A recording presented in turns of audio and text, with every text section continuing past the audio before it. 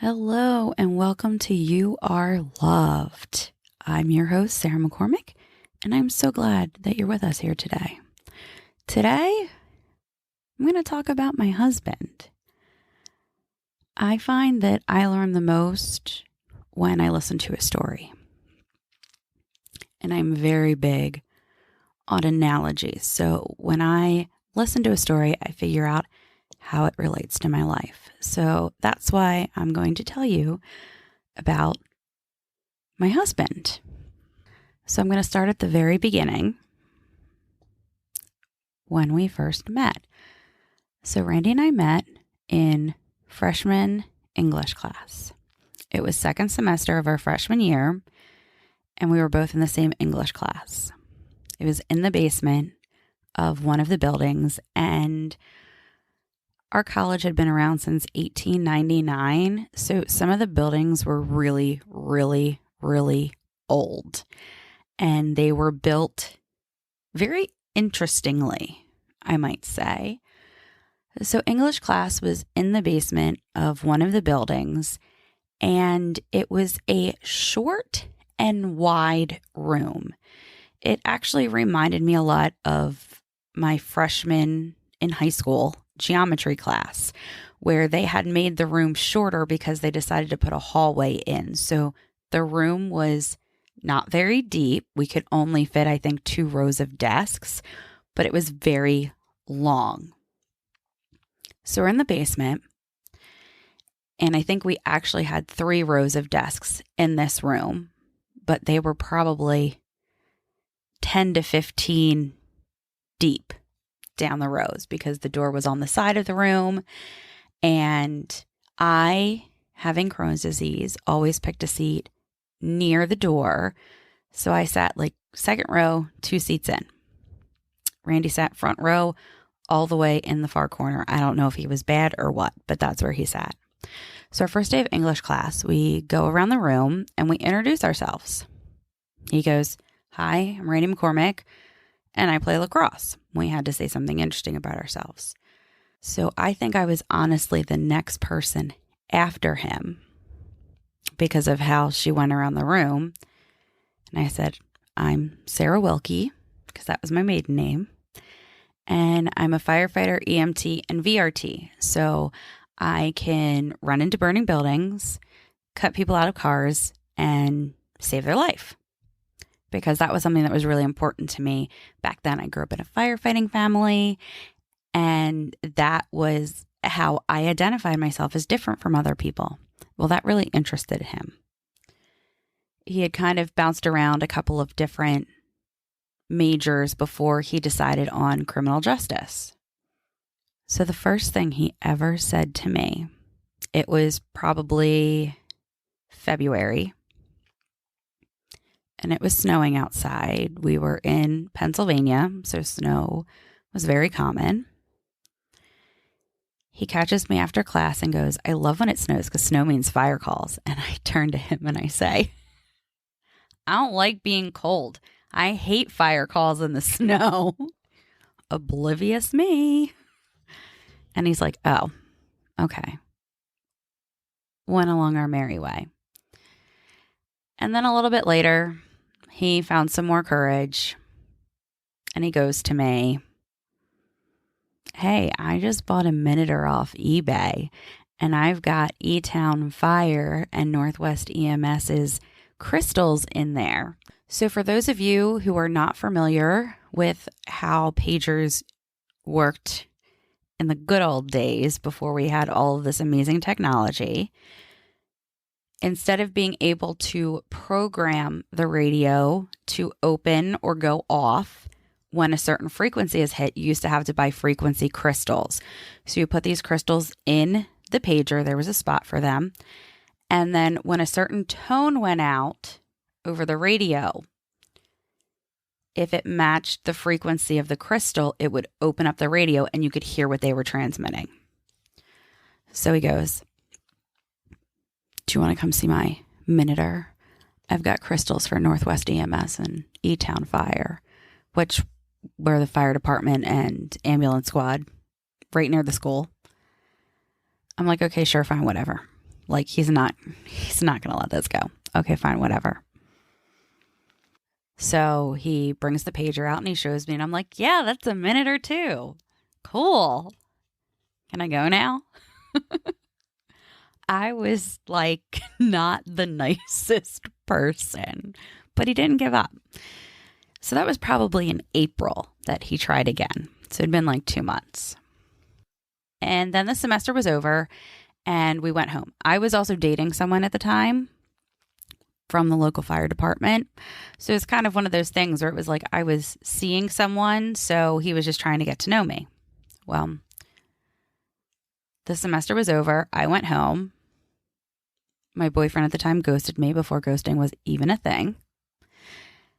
And over the summer, Randy would IM me because that was back when you still had to pay for text messaging. And if you were super rich, you could get unlimited text messaging.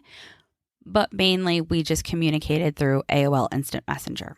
So when I got home, I would log on to AOL so that I could check my email. And he would sit there waiting for me to get on. And my computer was slow and my internet was slow.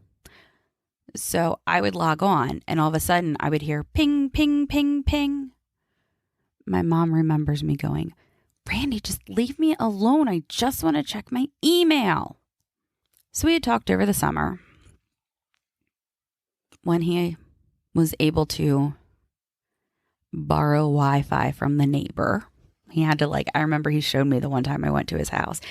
He goes, I had to sit here and my computer had to be this way. And sometimes I didn't always get the internet, but sometimes I did. And when I did, I was excited because they didn't have Wi-Fi in their house. I mean, we had to plug into everything. Like this is how old school we were.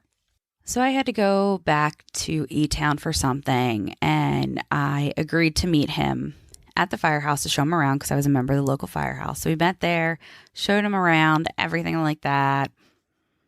We met once over the summer and then we just chatted over the summer about, I don't even remember because I was just passing the time.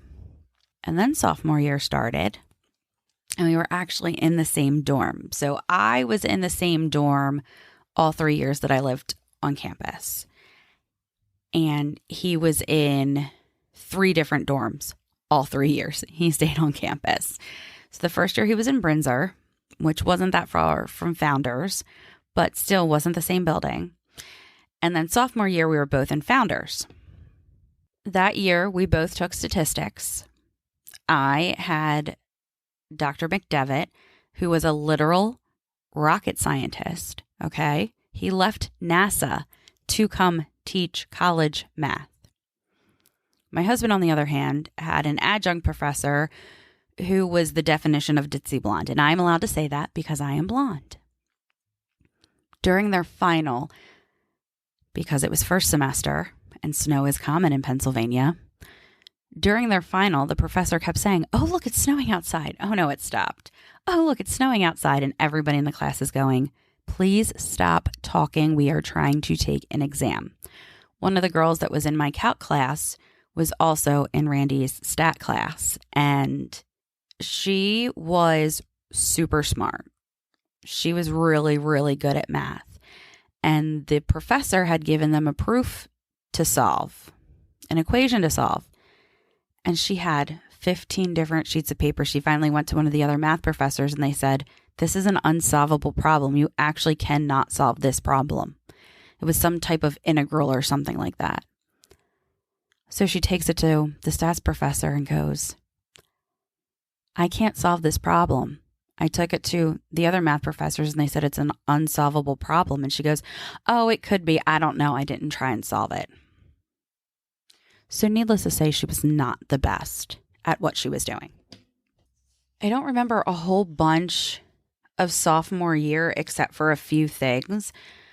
I remember that Randy and I had stats together and that I helped him learn stats well enough that he passed his stats class. I did all of that teaching in 9 hours before finals. I was also in another class. I don't know if I took another English class if I had to for my major, but I remember having to watch Rescue Me. I decided to watch Rescue Me for an assignment that I was doing. I don't remember what it was, but all I remember was saying to Randy, I know you're interested in fire stuff, and I have to watch Rescue Me and Backdraft for an assignment that I'm doing. It was like a comparison or something like that. Anyway, I was able to borrow Rescue Me on DVD because this was before streaming was even a thing. Heck, we still went to Blockbuster on Friday nights to rent movies, okay? And Netflix was just becoming big, but it was the sign up and pick the movies that you want, and we send you 3 in the mail, and then when you send them back, we send you 3 more. Like, this is the beginning of all of that. So I was able to borrow Rescue Me from one of my firefighter friends, and I watched it, and I took notes on it, and I said, I thought that you might enjoy this. Okay. So that was first semester. Sophomore year, there was a guy that I was crushing on, and I remember Randy even went online to download a song that he was looking for so that I could give it to him because he was just the cutest guy ever, and he was an engineering major, and like I really wanted to go out with him. So here's Randy IMing me, telling me how to get him interested in me, this engineering major. I found him later on Facebook a few years after we graduated, and I went, oh, he did not age well. Plus, it was his last year at E-Town because E-Town and Penn State had a 3-2 program where you did 3 years at E-Town and 2 years at Penn State for engineering, and he was a year ahead of us, so he was on his 3rd year at E-Town, so he was going to be going to Penn State soon.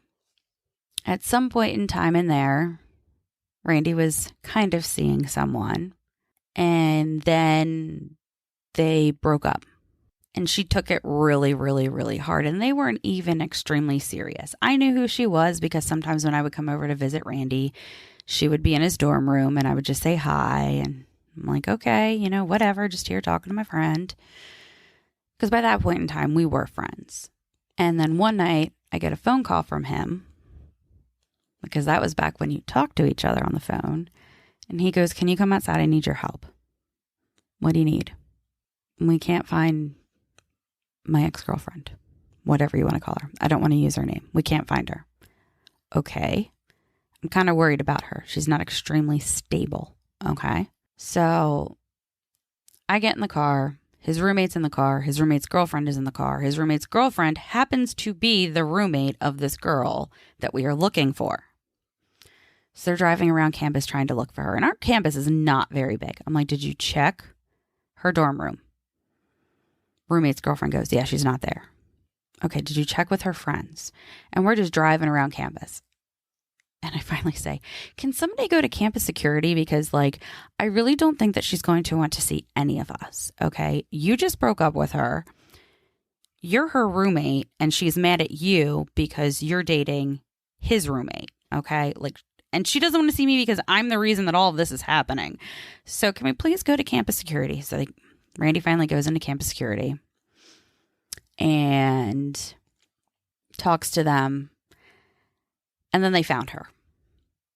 But while Randy's inside talking to campus security, or he was outside the car talking to campus security, I don't remember. I just remember he wasn't in the car. And his roommate goes, he really likes you a lot, right? And I was like, what? Because honestly, my experience with guys up until that point was strictly friendship with the exception of the one guy that I dated for 2 months. But all of my experience with guys before was just as friends. I had a ton of guy friends in high school. I had a ton of guy friends from the firehouse. I preferred to spend time with guys because they're less drama. Randy and I went to Target the other day, and there were these 4 women outside, and they were probably about our age, maybe a little bit older. And one of them goes, well, let's go out to eat. Let's go get something for lunch. And the other 2 are like, yeah, that's a good idea. And then the third one goes, well, I ate not that long ago. I really don't want to go to lunch. And then the first one goes, well, we don't have to go to lunch now. We can go to lunch later. And And the third one goes, no, it's okay. You guys can go to lunch if you want to go to lunch. I'm just going to go home and take care of stuff. And it's like this whole trying to figure out when they were going to eat. And I turned to Randy and I said, chances are after we buy what we need and leave, they will still be talking about lunch. And also, this is why I like guys, because guys speak their mind, okay? There's no hidden meaning between what guys say. I said, if that were a bunch of guys, one of the guys would say, I want to go to lunch. Do you want to go to lunch? The two guys would say, yep. And the third guy would say, nope, that's fine. And the three people would go to lunch and the other one would go home and it would be done. Being friends with girls was so exhausting. I didn't have the energy for it, so that's why I was friends with guys. Plus, growing up in the fire service, I spent a lot of time around guys, so I had a humor like guys do. So a lot of girls just didn't understand me. So anyway, we're in the Jeep, and Randy's roommate goes, he really likes you a lot. That's kind of why we're in the position that we are right now, because he wanted to end things with her so that when you were ready, he was available. And that was the first time that it clicked that he actually liked me, like more than just a friend, because I am oblivious. So we get back to the dorm. After we find her, she's all snug as a bug in her room. And our dorm room founders was 4 wings. There was A, B, C, and D, which were where the rooms were. And then between C and B, there was a big lounge area. There was a TV down there. I think there was a pool table down there. There were your normal college, very uncomfortable couches down there. That's where people could get together. It was the big lounge opposed to the smaller lounges that were on each one of the floors. So we're sitting down there, and I want to say it was a Thursday night that this happened, Friday morning. And his roommate goes, I'm going to go to bed. See ya. Well, both Randy and I are still on like an adrenaline high from everything that happened. And we agreed that we weren't tired yet. Like, there was no way that we could go to sleep, even though it was like 2:30 in the morning. So we wound up talking for a while and just talking. And he told me about his past and about his past relationships. And he was extremely honest with me. And I just remember saying to him, I don't really care about what you did in your past. Not in the sense of I don't care about you, but more that you didn't know me back then. So I really can't hold anything that you did back then against you because we didn't know each other. So yeah, you've dated other people, but I can't hold that against you because you didn't know me when you were in high school. Yeah, you had all these other experiences, but I can't hold that against you because I didn't know you back then. It was really weird because I am someone who holds a grudge like none other. Okay. My dad was fire chief for 20 years. And during the time that he was chief, we had a few guys in the firehouse who wound up getting divorced. And this is when divorce was still a really big deal. Like, you had to like prove that you were not a good match for each other anymore. Like, it was a whole to do. And if people got divorced, then like legit, it like tore families apart. So my mom decided that during that time that she would have what she called the divorcees dinner. So on Tuesday nights, 2 of the guys from the firehouse would come over and have a home cooked meal.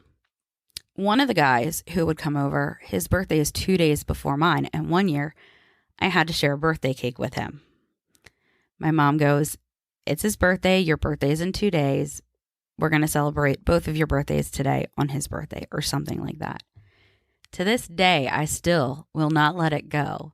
Like 25 years later, I will not let it go. I had to share a birthday cake with you on my birthday or on your birthday. I didn't even get my special day. I had to share it with you.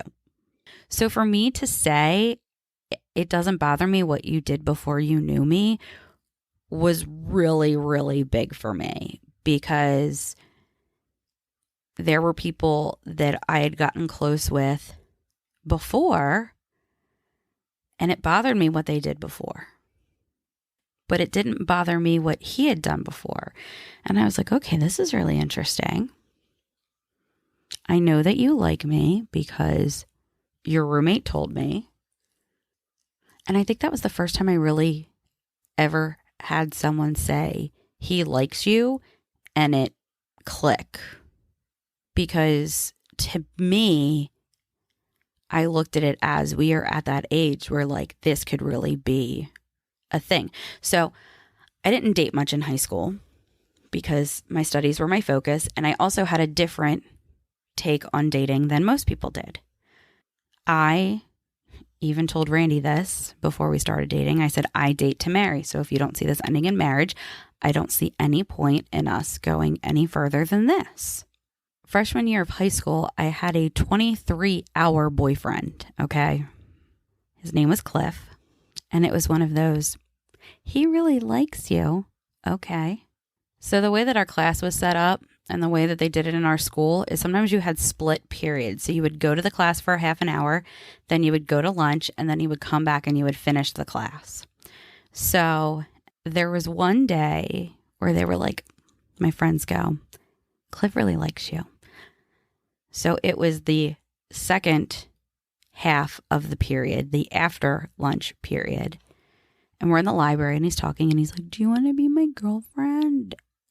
And me being like 14, I'm like, okay. I don't even really know what this means at this age because it's not like we can really hang out with each other because I don't live near anybody. I don't have anybody to drive me anywhere. Like, do you just want to like talk on the phone or what? So we started going out, sixth period. And then I was stressed out that whole night at home. I just kept thinking about it. I'm like, I have a boyfriend and I didn't tell my parents. I don't even really know anything about him. I don't want them to ask me questions because I don't really know anything about him. I just know that he walked me into my locker a couple of times and his name is Cliff and he's in these classes with me and I don't really know much about it. And I got so worked up about it that the before lunch period the following day, this is so horrible. So my friend that told me that he likes me, I had a bunch of classes with him. And I told him earlier that day, I was like, I don't think I can do this. I don't really know much about him. I just agreed to do it because I didn't know what else to say. So we're back in the library again. And he comes up to me and he goes, so did you dump Cliff yet? No. Oh, yeah. And he heard. So I talked to him and I was like, it just doesn't feel right. I don't really know that much about you. I got other stuff going on. That was when I first started to not feel good. I didn't know that I had Crohn's at the time, but I said, it makes me really anxious. I don't feel comfortable. I was stressed out about it all yesterday after it happened. And he's like, okay, fine. And thinking back, I'm like, all of my relationships or kind of relationships that I had, like I'm thinking back and I'm like, okay, there was Cliff that was like the 24-hour, like, will you be my girlfriend? Okay. And then junior year, my friends tried to set me up with one of the guys on the hockey team. He was a senior. He was a year ahead of me.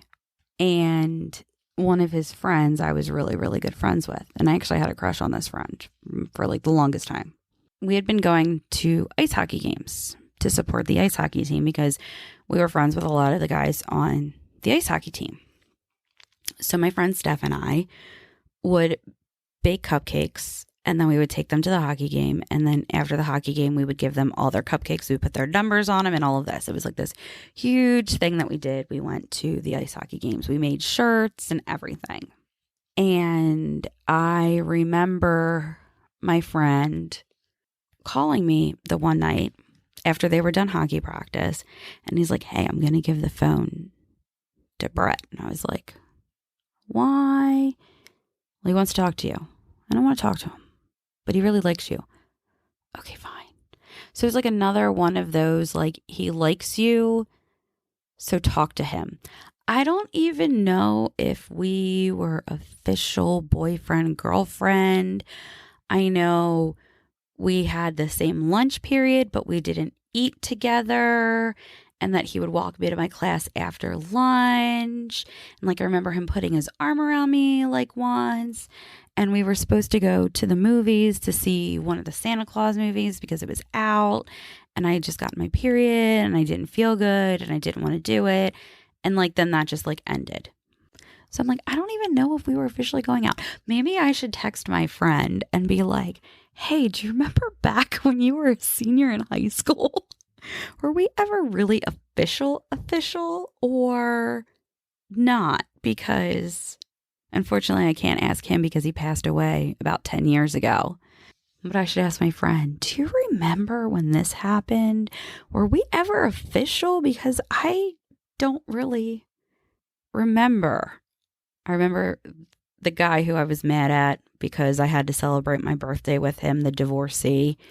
His stepson was on the ice hockey team and Brett was offense. And I remember at one of the games, I was like, score a goal for me, score a goal for me. And he scored a goal. And I was like, look, he scored a goal for me. And this guy was just like, okay, yeah, whatever. And then there was a guy that I met at the fire academy and we kind of went out once and we talked. Like we talked a lot. We would be on the phone for hours and just talk and talk and talk and talk. But then he wound up working nights and I worked during the day. And we just honestly stopped talking. It was one of those, I'll call you. Okay, I'll call you. And then we just never called each other. And then there was the guy from the firehouse who I consider my first real boyfriend because we actually were like boyfriend, girlfriend. We held hands. We'd go places. He'd pick me up to go to the firehouse. We would go out and eat dinner and all of that stuff. Now, he was a lot older than I was. He was about 7 or 8 years older than I was. So he was a different place in his life too. And we dated for about 2 months. And then it ended because he just stopped responding to me. And then I met Randy. And well, you know that story because I just told you that story. But that night that we were talking was completely different than anything else that I had ever experienced. And I was always very independent when I was in high school, which is probably why my relationships didn't last that long, because it was more of a, I don't need you to fill a void and I've got other stuff going on. So and it sounds horrible to say this, but it was kind of a, I really don't have time for this. I have other things that are more important. And then it's just funny that when I said to Randy, I date to marry, he goes, okay, I got no problem with that. And that might have been what made the boyfriend before him, the first real boyfriend, cut ties, because I said to him, I'm at the phase of my life now where marriage is around the corner. If you don't see this ending in marriage, then there's no use to us doing this. And I think he probably got to that point because he realized after we'd been talking that I wasn't planning on getting married for another 5 years. And he's sitting there going, oh my gosh, I want to find somebody to get married tomorrow because I'm in a different phase of my life. So that was that then. After that night when we had talked, I just felt different. I wanted to get to know this person. And we had already exchanged phone numbers and we would just talk. And I always told him, I said, I want to be friends first. And he goes, okay, so we'll be friends first. So we got to know each other and we were friends. And I think that is a really good place to stop for today. So thank you for tuning in. If you want to hear more about this story, be sure to click that subscribe button so you know when the next episode comes up.